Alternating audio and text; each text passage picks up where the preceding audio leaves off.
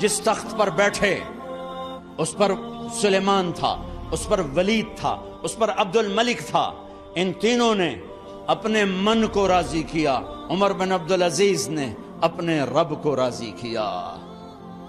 جب عمر بن عبدالعزیز کا وقت آیا مرنے کا تو انہوں نے بلایا رجا بن حیوہ سے، فرمایا کہ میں نے عبد الملک بن مروان چاچا بھی تھے، سسر بھی تھے، ان کی بیٹی فاطمہ سے شادی ہوئی تھی، میں نے اس کو قبر میں اتارا، کفن کی گرہ کھول کے دیکھا تو اس کا چہرہ قبلے سے ہٹ چکا تھا، رنگ کالا سیاہ پڑ چکا تھا۔ عبد الملک بن مروان گورا چٹا تھا، یہ جگہ سرخ تھی، کالا۔ پھر میں نے ولید کو قبر میں اتارا، اس کا بیٹا 10 سال حکومت کی، اس نے 21 سال حکومت کی، اس نے 10 سال کی، ولید بن عبد الملک۔ میں نے اس کے کفن کی گرہ کو کھول کے دیکھا تو اس کا رنگ سیاہ ہو چکا تھا اور قبلہ کی طرف سے چہرہ پھر چکا تھا۔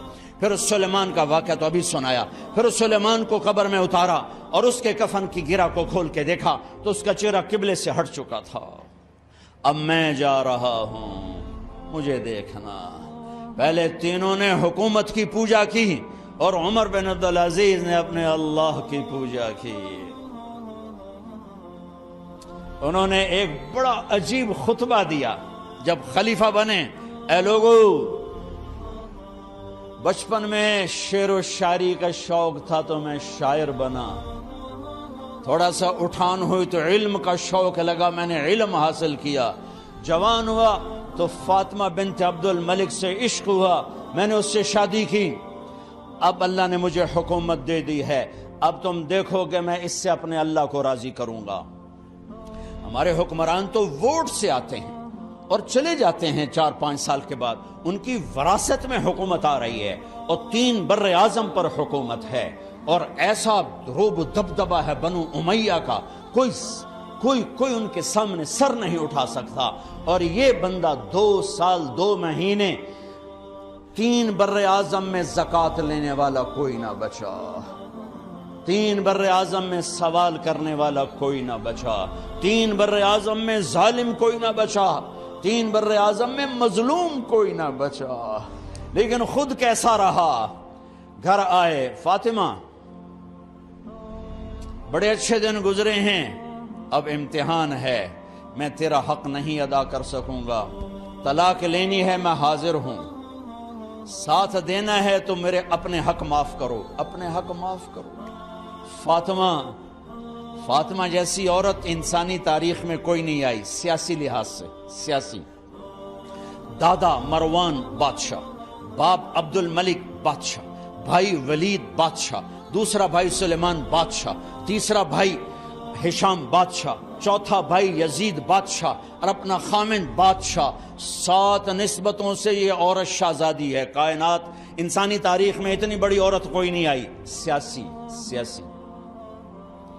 فاطمہ کہنے لگیں، عمر میں نے سکھ کے دن تیرے ساتھ گزارے ہیں، دکھ میں تجھے چھوڑ کے نہیں جاؤں گی، جاؤ میں نے اپنے سارے حق معاف کیے۔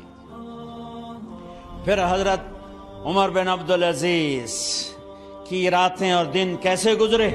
فاطمہ بنت عبد الملک فرماتی ہیں 2 سال 2 مہینے میں وہ میرے بستر پر میرے ساتھ نہیں لیٹے، انہیں غسل کی ضرورت نہیں پیش آئی، مصلے پہ بیٹھتے اور روتے وہیں سو جاتے اور روتے وہیں سے اٹھتے، پر 3 بر اعظم میں ظالم کوئی نہ بچا، مظلوم کوئی نہ بچا، زکوٰۃ لینے والا کوئی نہ بچا، بھکاری بھیک مانگنے والا کوئی نہ بچا، 3 بر اعظم کو ایسے صاف کر دیا۔ یہ فیصل آباد بھی ان کی حکومت میں شامل تھا، چونکہ ملتان وہ بمبئی تک اور ملتان دیپال پور تک، یہ سارا علاقہ ملتان میں آتا ہے، اور محمد بن قاسم نے ملتان فتح کیا ولید کے زمانے میں۔ اپنی حکومت کو اللہ کی رضا کے لیے استعمال کیا۔ کیسے استعمال کیا؟ سارے مال فاطمہ کا سارا زیور بیت المال میں ڈال دیا، تنخواہ پہ آ گئے، عید کا موقع آیا، بچوں نے ماں سے کہا، 12 بچے تھے، بچیاں 12 بچے بچیاں، ہمیں کپڑے لے کر دو، عید آ رہی ہے، ہر آدمی اپنے بچوں کے لیے کپڑے لے رہا ہے، ہمارے بچے بھی کہہ رہے ہیں کپڑے لیں، جاؤ بھائی لو۔ فاطمہ کے پاس عمر 3 بر اعظم کے بادشاہ کے بچے آ رہے ہیں، ماں جی عید آ رہی، کپڑے تو لے دیں، ابا سے کہیں کہ ابا سے بات کرتی ہوں۔ ابا تشریف لائے، خزانے لبالب بھرے ہوئے ہیں گندم کے ڈھیر کی طرح، کہ امیر المومنین بچے کپڑے مانگ رہے ہیں۔ فاطمہ میرے پاس تو پیسے نہیں، میں کہاں سے کپڑے لے کر دوں، میرے پاس تو پیسے کوئی نہیں۔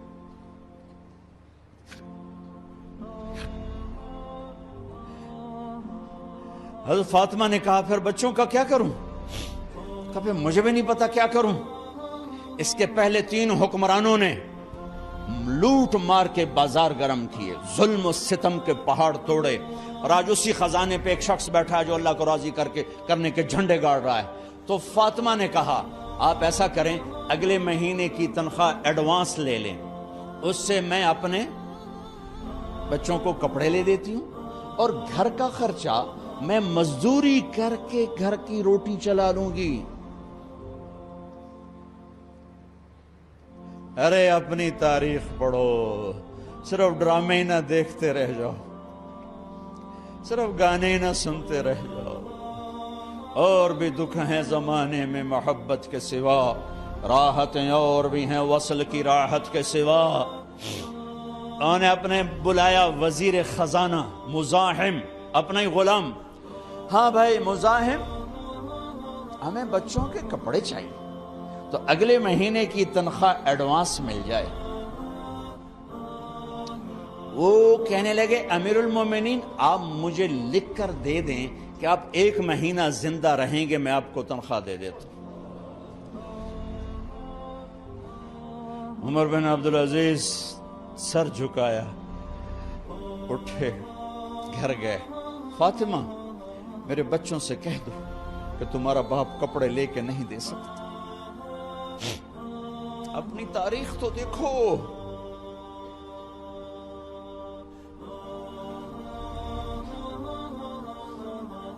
عید کا دن آ گیا، خلیفہ وقت عید کی نماز پڑھاتے تھے، نمازیں بھی خلیفہ وقت پڑھاتے تھے۔ بنو امیہ کا خاندان ملنے کے لیے آ رہا ہے، سارے سرداروں کے بیٹے اعلیٰ پوشاک، اعلیٰ لباس، ملنے آ رہے ہیں۔ تھوڑے دیر بعد دیکھا تو بچے بھی ملنے آ رہے ہیں، امیر المومنین کی حیثیت سے بچے باپ کو ملنے آ رہے ہیں، اور ان کے جسموں پر پرانا لباس ہے۔ عمر انہیں دیکھ کر ادھر اپنے سرداروں کے بچے دیکھے تو زرق برق پوشاکیں، اپنے بچوں کو دیکھا۔ ارے اس باپ سے پوچھو جو سب کچھ کر سکتا ہو اور پھر مٹھی بند کر لے کہ نہیں میں نے حرام کی طرف نہیں جانا۔ بچوں کو دیکھا تو آنکھیں ڈبا گئیں، آنکھوں میں آنسو آ گئے۔ فرمایا میرے بچوں آج تمہیں اپنے باپ سے گلہ تو ہوگا کہ آج ہمارے باپ نے کپڑے ہی نہ لے کے دیے۔ ان کے ایک بیٹے ہیں عبد الملک، ان سے بھی 4 رات آگے تھے، ان سے پہلے ہی فوت ہو گئے تھے۔ کہنے لگے ابا جان آپ کو مبارک ہو، آپ نے قومی خزانے میں بددیانتی نہیں کی ہے، آپ کو مبارک ہو۔ آج ہمارا سر بلند ہے، ہم شرمندہ نہیں ہیں، ہم شرمندہ نہیں ہیں۔ انسانوں کو کپڑوں پہ نہیں تولا جاتا۔ آج کا میرا دیس کا مالدار اتنا فقیر ہو گیا ہے، اتنا چھوٹا ہو گیا ہے کہ وہ اپنا تعارف کروانے کے لیے 50 لاکھ کی گھڑی لیتا ہے، 6 لاکھ کا جوتا لیتا ہے۔ آج کی بیگم اتنی چھوٹی ہو گئی ہے کہ اپنے قد کو بڑا کرنے کے لیے وہ 10 لاکھ کا ہینڈ بیگ لیتی ہے کہ دیکھو میرا بیگ 10 لاکھ کا ہے۔ ارے میری بہن تو 10 ٹکے کی بھی نہیں رہی اگر تو نے بیگ سے اپنے آپ کو بڑا بنایا۔ او میرے دوست تو 2 ٹکے کا نہیں ہے اگر تو 10 لاکھ کے جوتے اور 50 لاکھ کی گاڑی سے اور 50 لاکھ کی گھڑی سے اگر تو بڑا بننا چاہتا ہے۔ ارے اس دھوکے سے نکلو۔ برینڈڈ کہاں جا رہے ہو؟ جب تم اپنی ذات میں بے قیمت ہو تو رب ذوالجلال کی قسم تمہاری گھڑیاں، تمہارے بیگ، تمہاری گاڑیاں، تمہارے بنگلے تمہاری عزت کو بڑھا نہیں سکتے۔ ابا جان آج ہمارا ساڈا ایتھے سر آ گیا ہے، سانو آج ساڈی عید ہو گئی کہ ساڈے ابے آج خیانت نہیں کی تھی۔ آج ہم خوشی سے بلند ہیں کہ ہمارے باپ نے بددیانتی نہیں کی۔ گھر میں تشریف لائے، کہنے لگے فاطمہ کچھ پیسے ہیں، میرا انگور کھانے کو جی چاہ رہا۔ بس فاطمہ رونے لگی۔ فرمایا امیر المومنین خزانہ تو بھرا پڑا ہے، 1 درم کا بھی تیرا حق نہیں ہے کہ تو 1 درم لے کے انگور خرید لے۔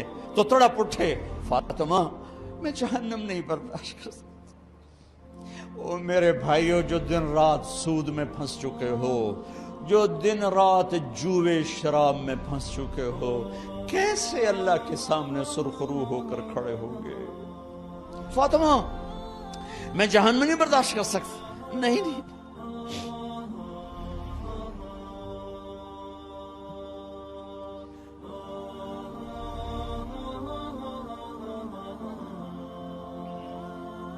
ایک رات گھر میں تشریف لائے، بچیاں بیٹیاں منہ پہ ہاتھ کپڑا رکھا، دوپٹہ رکھا منہ پہ اور بات کریں۔ آپ نے پوچھا ارے کیا ہوا تمہیں، یہ منہ پہ کپڑا کیوں رکھتے ہو؟ تو خاموش ہو گئی، لیکن گھر کی خادمہ رو پڑی۔ کہا امیر المومنین آج آپ کی بیٹیوں نے کچا پیاز توڑ کے اس سے روٹی کھائی، سالن کوئی ارے مسری دی دال ہی کوئی نہیں ہے، پیاز کچے پیاز نہ روٹی۔ آج ساڈا مزدور جڑا کوئی نہ کوئی چٹنی بنا بند ہے، 3 بر اعظم دے بادشاہ دیاں دھیاں ہے کچے وصلہ نہ روٹی بیٹھیاں کھاندیاں۔ اور میرے آج کا تاجر کہتا ہے جھوٹ نہ بولوں تو کاروبار کیسے، میرا افسر کہتا ہے رشوت نہ لوں تو گزارا کیسے کروں۔ تو عمر بن عبدالعزیز پھس پہ ہچکیوں کے ساتھ روئے کہ میری بچیوں میں تمہیں بڑے اچھے کھانے کھلا سکتا ہوں پر میں جہنم کی آگ برداشت نہیں کر سکتا۔ بھائیو اس بندے نے اپنے آپ کو ذبح کر دی، اللہ کو راضی کرنے کے لیے ذبح کر دی، اپنی ذات کو، اپنے جذبات کو، اپنے احساسات کو۔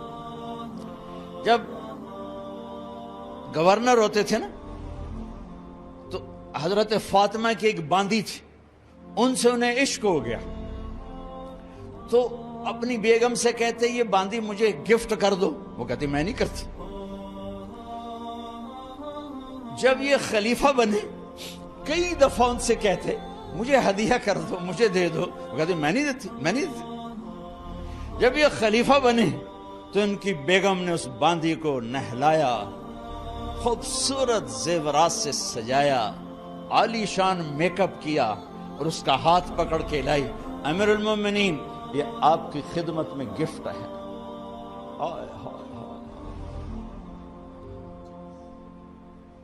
اس کو یوں دیکھا، فرمایا کہاں سے آئی تھی؟ کہا جی عبد الملک نے کوفے سے مجھے زبردستی اٹھوایا تھا، تو 2 آدمی بلائے کہ جاؤ اسے اس کے مالک کے پاس واپس بھیج دو۔ وہ کہنے لگی این وجدک علی یا امیر المؤمنین، امیر المؤمنین آپ کا عشق کہاں گیا جو میرے ساتھ تھا؟ تو عمر کی آنکھیں بھر آئیں، کہا وہ پہلے سے بھی زیادہ ہے لیکن تمہیں اللہ کے لیے قربان کرتا، میں اپنے عشق کو اللہ کے لیے قربان کرتا۔ ہاں